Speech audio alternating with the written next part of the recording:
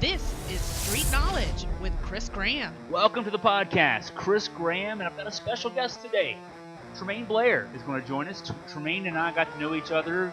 You'll hear more about this as the podcast goes on. Got to know each other last night, Monday night, as we're recording this on Tuesday, on Twitter. So first I want to say, Tremayne, welcome. Thank you. Glad to be here. Thanks for having me. Now, so before we get into all, we were talking, and this is going to be a UVA football-themed podcast. Tremayne and I got to know each other last night, again, on Twitter, talking about some UVA football recruiting news. But before we get into how we got to know each other on Twitter last night, Tremayne, I just wanted to give a chance. Tell us a little bit about yourself, how long you've been a UVA fan, etc. Well, I born and raised in Virginia. Born and raised actually around Hokie country, as you would call it. So how I became a UVA fan in the midst of a bunch of Hokies is a mystery. It's one of those things when I was a little kid, started understanding football.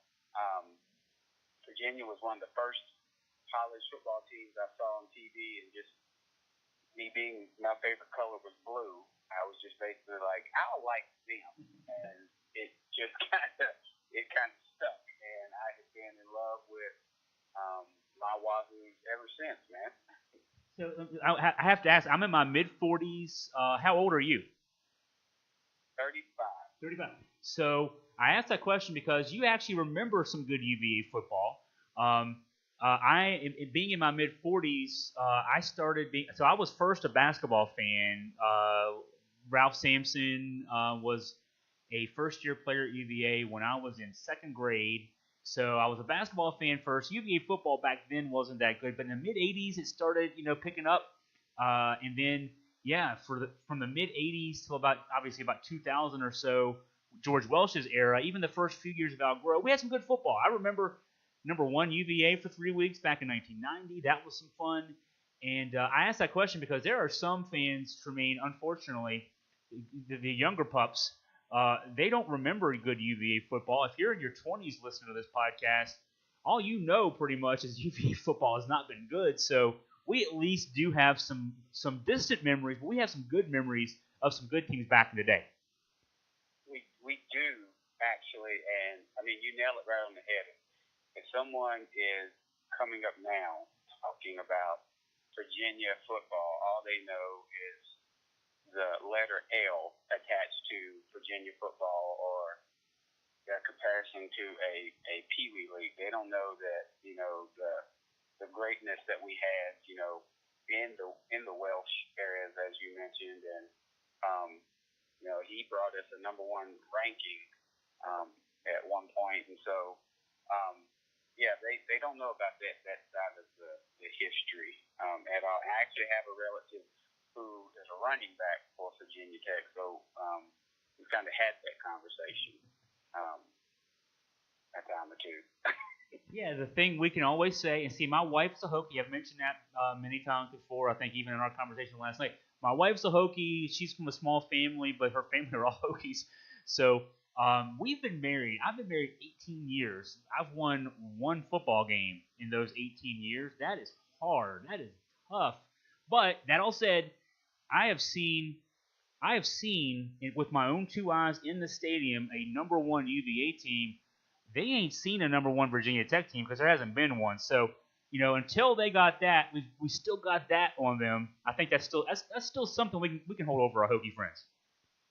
Oh yeah, we can definitely hold that. We can definitely hold the fact that our national championship trophy case is way bigger than theirs because theirs is still catching butterflies and capturing dust because they don't own any. So there are many things that we can hang over Virginia Tech.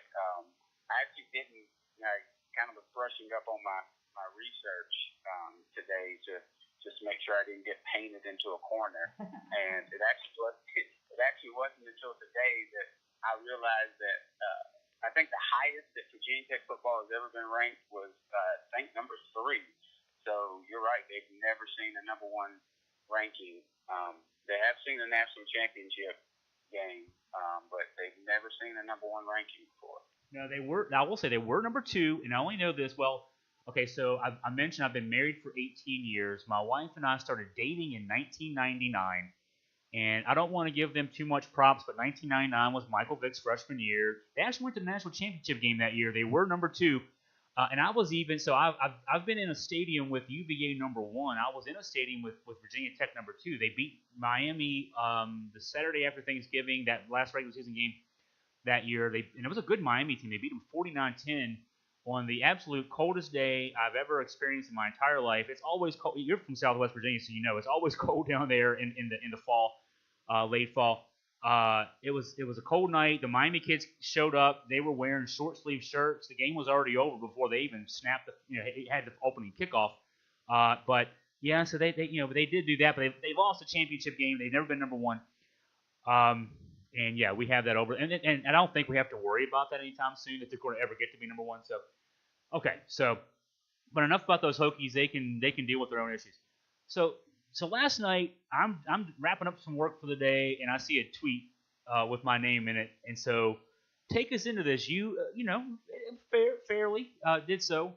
Raised issue with some recruiting news that I did not report on at the time. Talk about your tweet last night and how we got to know each other.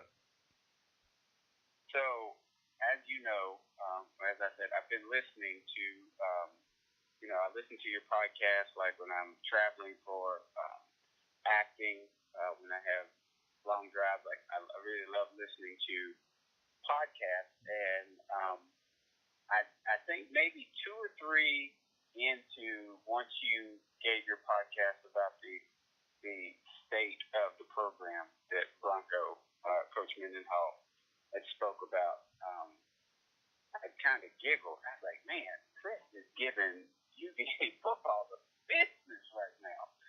And I noticed, like, once we landed, the 2 4-star recruits, and then, a handful of what I feel like was some hidden gems and 3-star recruits that I literally, Chris, I'm just going to be honest, I was literally waiting all weekend for your podcast.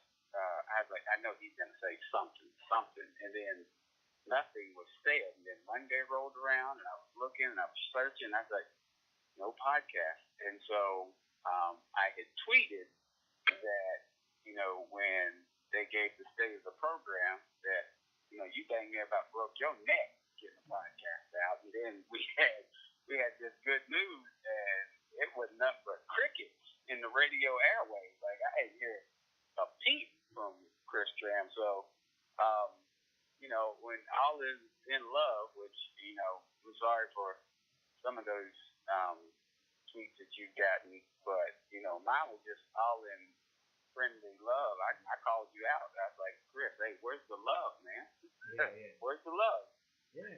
Well, that's totally fair. Yeah, it's totally fair, and it's a cop-out excuse, and it's an excuse as much as anything else. I loaded up on my podcast. It was last week. Took a little vacation, which is rare, and even on vacation, I'm still working. So it's hard to say I'm on vacation because somebody's got to run Augusta Free Press, and that's usually me. But yeah, I went up to DC, a couple Nats games. So hearing you're an actor, I work one of the Augusta Free Press is half my life. The other half of my life, I run a marketing and website business, and one of our clients is a theater company. And so we were up. We actually saw Hamilton in D.C., so had some time away. But I was following the news. Actually, I think it was Friday. Thursday and Friday, the big recruiting news popped up, which was obviously great news. 2 4-star recruits, Broncos' first 2 4-stars of his era, and it's only fair to say this is his 3rd class. I know that he's technically he was there for the 2016 class. But that was sort of just trying to hold together whatever he could from Mike London's last class, and that's always hard. But getting these 2 kids in, and of course on the defensive side of the ball, which I think is a good thing too. I wrote in a column about this eventually. I didn't write this until after we started tweeting each other. But seeing Jawan Briggs, Hunter Stewart, got a 4-star defensive tackle, 4-star linebacker. I mean, Bronco's a defensive coach. It might be because I'm getting older. That commercial on TV, defense wins championships. Do I sound like my dad now? But But yeah, defense does win championships, so putting some talent on that side of the ball is going to be good for Bronco down the line. Yeah, I was following that news last week. Didn't get a chance. Didn't take the chance to write about it.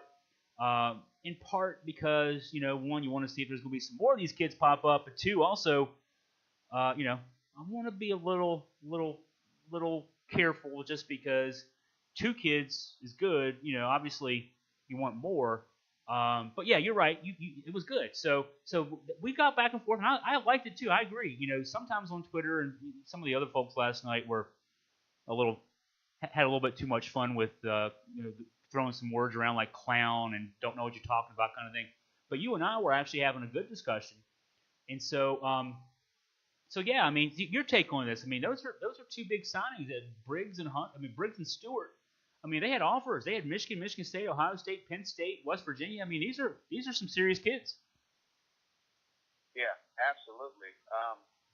And I'm not gonna lie, and not sit here and act like I wasn't shocked that Briggs committed to us. But then once I kind of found out his backstory, and then the importance of family, culture, and academics, like how high that was on his radar, it made a lot more sense to me why he committed to UVA, and then just his desire to be coached by a defensive-minded coach like Coach Mendenhall.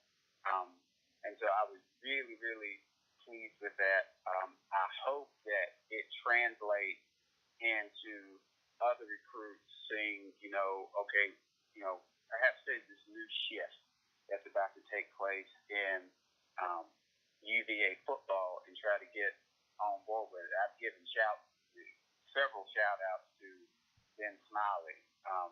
Man, what a dynamic duo it would be to have him and Briggs on our front line with, Hunter Stewart coming in.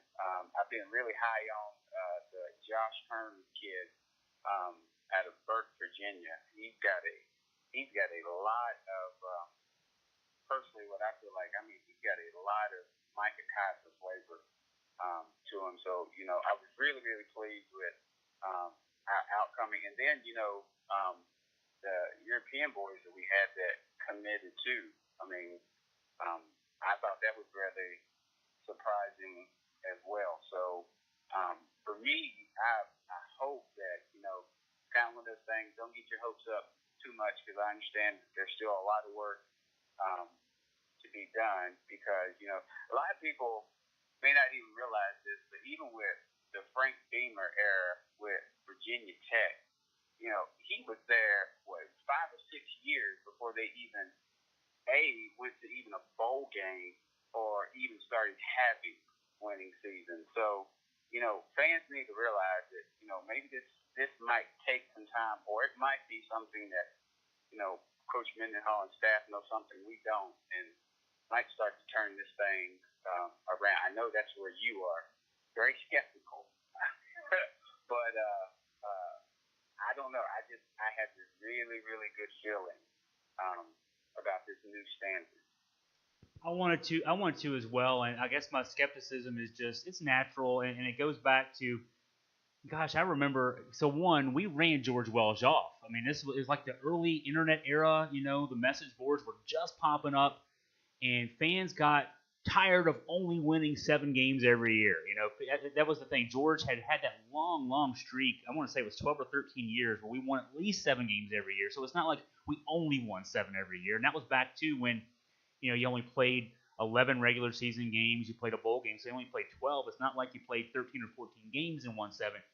He was winning at least 7 games every year, but people are like, we can do better than 7 every year. So, the fans, in the last couple of years of George's era, we sort of kicking him out the door. Football's passing him by. I'm sitting in the room when Al Groh gets the job. Al Groh, of course, we lured him from the NFL. I mean, he was the Jets coach. And he was sitting there. And I remember that big room. This was at Scott Stadium. This huge ballroom there, and half the media there were New York media, who were, rudely asking Al Groh, why did you leave the Jets? What was wrong with the Jets? He had just missed the playoffs. I mean, literally just barely missed the playoffs like a week before, and then we're hiring him as coach. And he's talking about, we're going to win championships here. Here's how you win championships.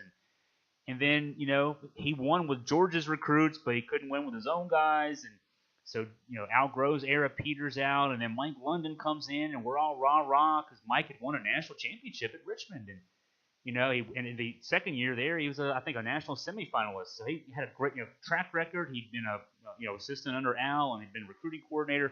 And one thing Mike could do was recruit his butt off. I mean, he had talent. He just didn't know how to put him in the right places, unfortunately. And so we let him, the last couple of years. It was kind of like maybe the Frank Beamer era you mentioned there, Tremayne. Virginia Tech fans don't remember this. A lot of them wouldn't remember this, but after year 5, they almost fired Beamer because Beamer was like 2-8 or 2-9 his fifth year, and they're like, they made him fire his assistant coaches and start over. And I think the thought at the time was they're making him fire his assistant coaches because he won't fire them and they'll fire him. So he goes through that process. That 6th year he goes to a bowl, and the rest is history. I think we maybe thought, hey, let's not fire Mike too soon. Let's give him one more chance. Give him a couple chances. And now we're here with Bronco. And so we're like, we fired George. No, not didn't. He formally didn't get fired. He actually formally resigned or retired. But it's 18 years past George, and now we're back to where we were before George took over.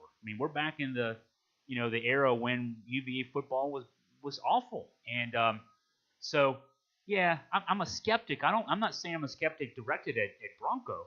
I guess I've just now this is our 3rd coach since George Welsh, and I want to see it, and I hope we see it, and I hope this year is a turnaround year for us.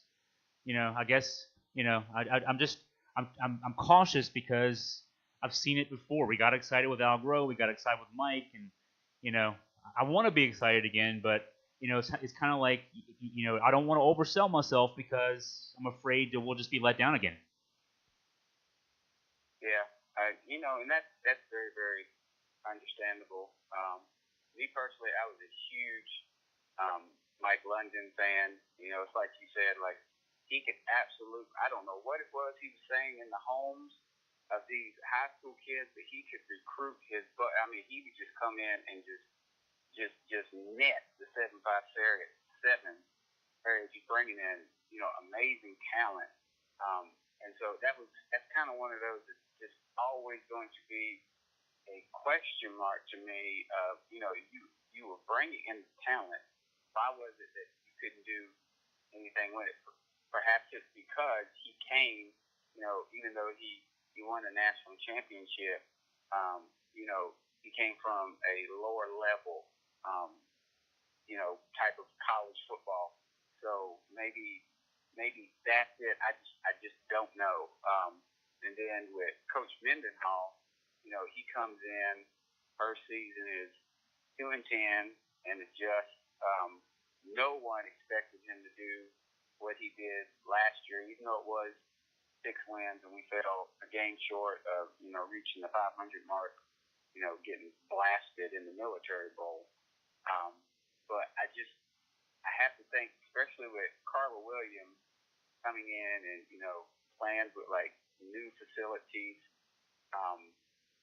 For me personally, and I know this is something you've talked on and been passionate about. I just got to believe with like having these new facilities, bringing on more strength coaches, more assistants who can analyze the game to start helping out players. With Bronco's genius as far as like college football. He had great seasons at BYU. He had a couple of really impressive top 25 wins. I think it was in 2009. He upset number 3 Oklahoma. So he's got some impressive wins under his belt, and just seeing what he was able to do with what we have now, I think that probably is what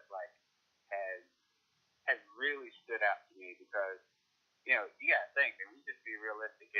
if we had these facilities and maybe if we had like these strength coaches last year, I kind of believe, and I mean, obviously you're welcome to disagree, but I kind of believe we actually beat Miami last year instead of I kind of feel like it was the fatigue that really got the best of us in that game.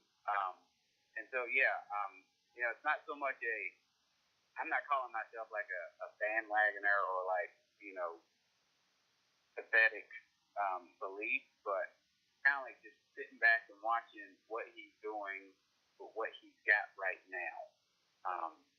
I think that's where I'm at. I would say, talk about last season. That was a heck of a coaching job. I mean, now there's lots to being a college football coach. That's not just coaching. That you're the administrator of a program. You're responsible for player development. Also, you're kind of like NFL. The NFL, you have a head coach. You've got a general manager. You've got all these different people. The head coach of a college football program at the ACC level is all those things in one person. And so, but talking about coaching specifically, I mean, there was talent in the program, obviously. I mean, Quinn Blanding and Antonio Brown and Micah Kaiser on the defensive side of the ball, and plus some of the young guys. Offensive side of the ball, there were weapons. I love Baker as a quarterback. He's not Robert Anae's ideal quarterback. Anae would love to have the guy like he's got now with Perkins. A guy who's more mobile and can threaten with his feet, threaten with his arm. Baker was a drop back quarterback and he made it work. Weapons like Zacchaeus and Dowling on the side. You've got Ellis in the backfield.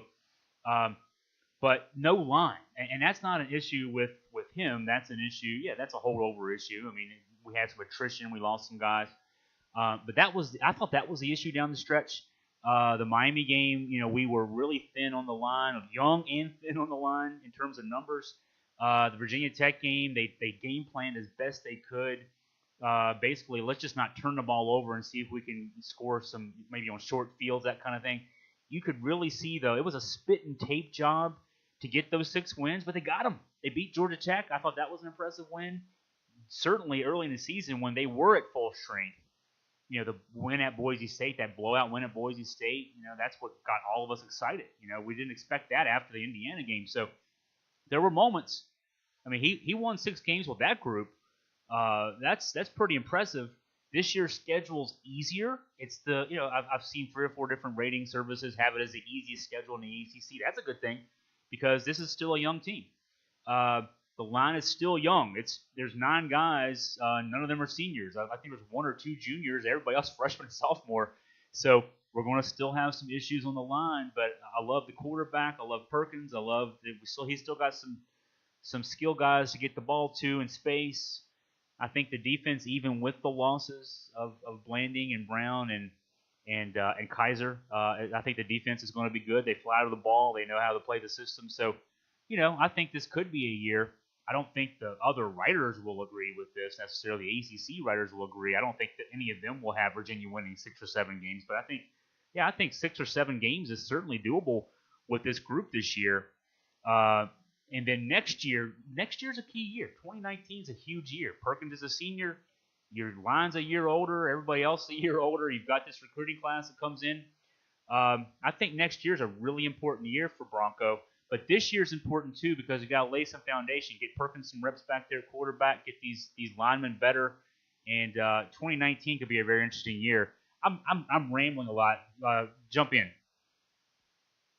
Oh no, you're not rambling. You're giving some good stuff. I agree.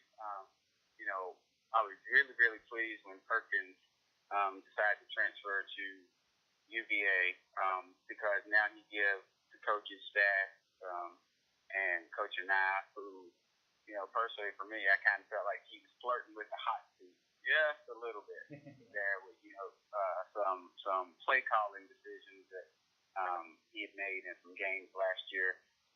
But with Perkins coming in, and then you got Joe Reed, you got Zacchaeus that is still there. We got a good handful of running backs. It's just just like you said, that young offensive line. But this gives Bronco the opportunity to work with an offense that he's been used to, and him and Coach and they've been used to over the years. So, I actually agree with you 100%. The 2019 year is one that I have no question, if he can continue recruiting the way he is, and then, with guys that are in the program now having another year under their belt, that's a year that I really believe Virginia has the potential to surprise some people.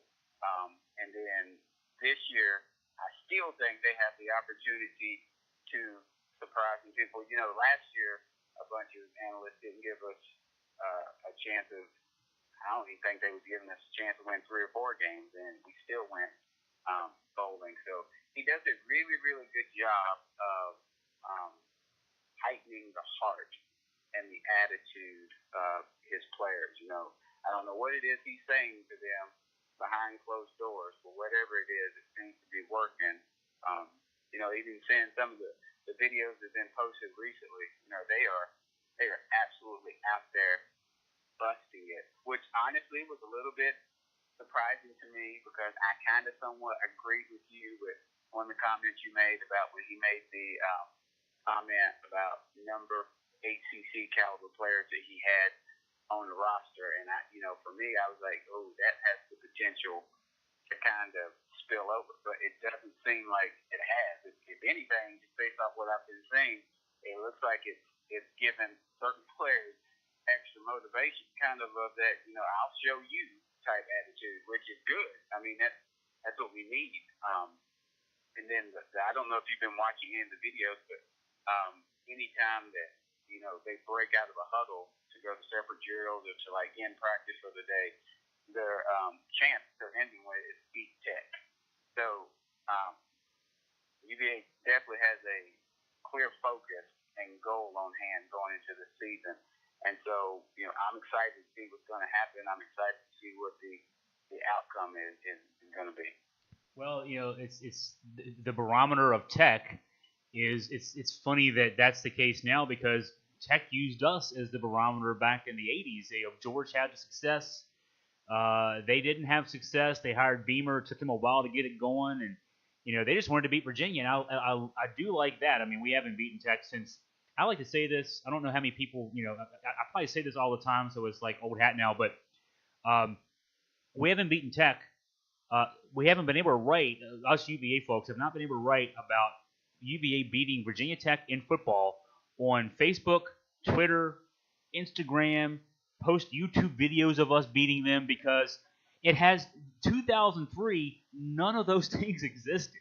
That is hard to believe that even Facebook didn't exist the last time we beat Tech. And Twitter, I think, so Facebook was 2004, Twitter was like 2006, or 2005, YouTube's 2006, Instagram's like 2012 or something like that.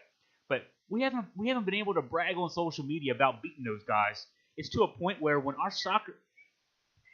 We haven't beat Tech since Cain and Abel walked the earth. It feels like, when UVA beats Virginia Tech in soccer, I put the headline UVA beat Virginia Tech in football just so I can do it, because it's football, right? So, but yeah, we haven't. So that's a great barometer. If you can beat Virginia Tech, hey, we hate to admit it. We talked about Tech a few minutes ago, but they win. They seem to win 9 or 10 games every year. So if you're good enough to beat a team that can win 9 or 10 games every year, that means you can probably win 9 or 10 games every year. So if that's what you want to set as your measuring stick, then that's a pretty good measuring stick. And if we start beating them, that's what they did to get as good as we were. They started beating us in the early 90s, and I think at one point from the late 80s until about 1998, 1999, we had won 8 of the 12 games in that series, and we've only won 1 of the 18 games since, as my wife reminds me all the time. Yeah, we got to start beating them, and that's a great way to do it. Is to end every. I have picked up on that, and I love it, because that's the way we're going to do it is to reinforce it every day. Every time they run a sprint, every time they're bench pressing 400 pounds, whatever they're doing, beat Tech. That's a good goal. Yeah, and you're right, because it's kind of one of those things that it happens to the best of us. After you whoop someone, 10 times in a row, 10 plus times in a row, you kind of sure to them, we're just that name on the schedule. Like, to them, it's probably not a rivalry anymore. It's just, well, let's play all these games because then when we get to our last one, yeah, that's a breather. And we can use that one for practice going into the bowl. Meanwhile, you've got UVA on the other end, sick and tired of losing, and there's no greater fuel on the face of this earth than someone who is sick and tired of being sick and tired. That brings a whole brand new kind of motivation to a playing field. And so, they better be careful because next round you get punched in the mouth. Yeah, the thing I've been writing about the last couple of years in the week leading up to those games, and I guess we'll have to do it again this year, is the hard part of it is for us, until we win, we haven't won in forever, and I think this is the case now too. Well, I guess Marcus Hagans is still on the staff. So Marcus Hagans was there in 2003. He was Schaub's backup and played wide receiver. So there's one guy literally on the sidelines there. There's 100 guys walking around in orange and blue, and there's one guy who knows what it feels like to beat Virginia Tech, but everybody else, they don't know. They don't know what it feels like to beat Virginia Tech, and as a result, they don't know what it takes to beat Virginia Tech. And then you go to the other sidelines, and I think this is the case now. Bud Foster, because after Fuentes took over, Foster stayed around. There might be another guy or two there, but it's pretty much Foster. He's the only guy who remembers, distant memory, I'm sure it is, of what it feels like to lose to Virginia in a game on the Virginia Tech side. Those kids from the time they were in grade school, they were Tech fans. They wanted to beat Virginia. So we got to change that too. There's a mentality there as much as anything. And so yeah, that beat Tech out of the huddle. I mean, and with their sprints and their bench pressing and whatever else they're doing, sit-ups and push-ups, everything else. I mean, it's a culture change, and it's got to start, and I'm glad they're starting it. And this year might be tough. Games down there in Blacksburg. We almost beat them. I hate to say we have to count the almost wins, but the 2014 game we should have won. There was a game, the 2012 game, I think, where we had the issues with the clock and the timeout. So there've been games down there we should have won. But the 2019, it's when I talk about 2019. 2019 could get interesting because Perkins is a senior, our team's a year older, all these guys you're used to what they're doing, and we have that game finish up the schedule at home. So, I don't want to throw away this year's game, but I think 2018, yeah, let's go win some football games, but we're really, really building a young team into what we hope is a Coastal Division contender in 2019. I think that's not out of the realm of possibility. I actually agree with you 100% with that. He is slowly and secretly just bringing in the right pieces, and he's building. When Quinn and Micah dubbed and created this, new standard last year, that is something that just became contagious, and so Chris Mendenhall has just been continuously, for lack of better words, kind of floating under the radar, finding.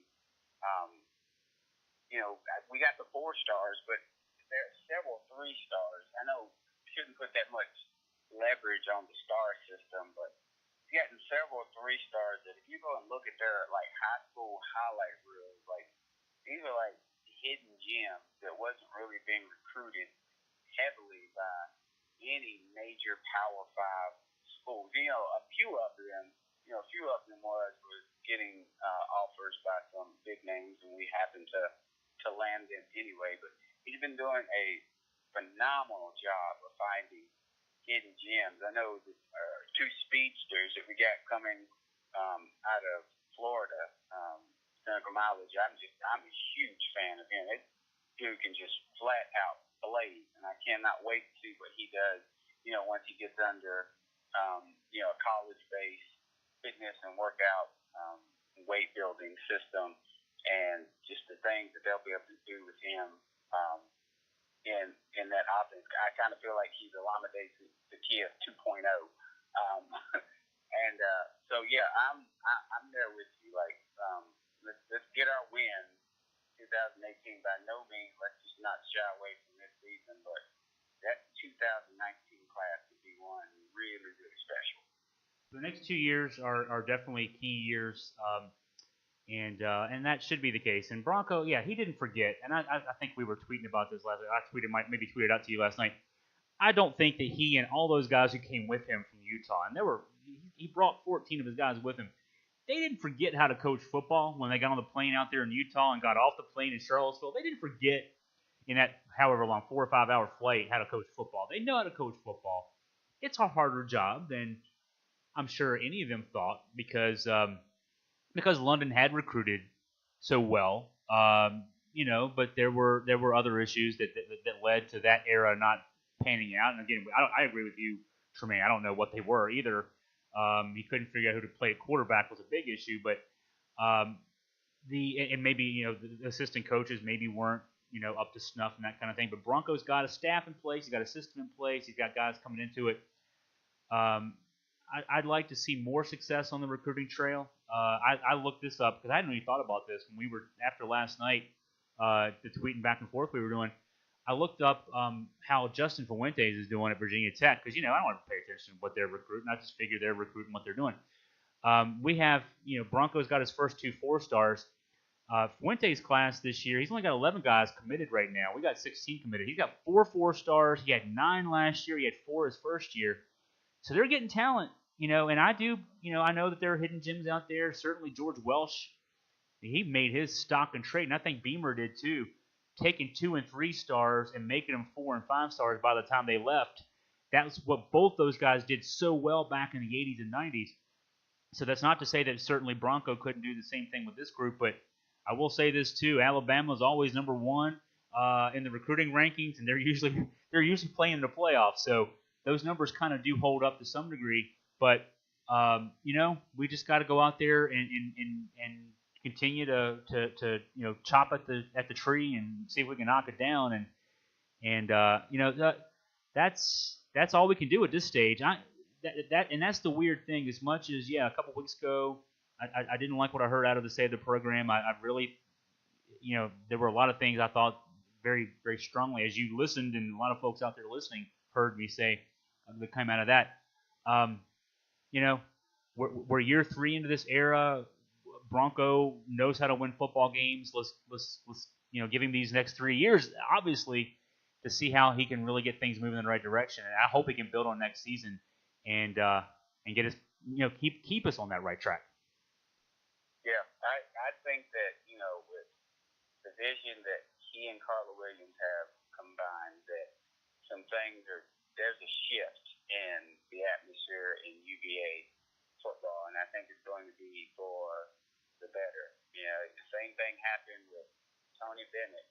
There was a point in time when there were certain UVA fans that were calling for his head on a platter, and then the next thing we know, the last 3 out of the last 5 years, he's been the ACC champion or coach of the year, one of those.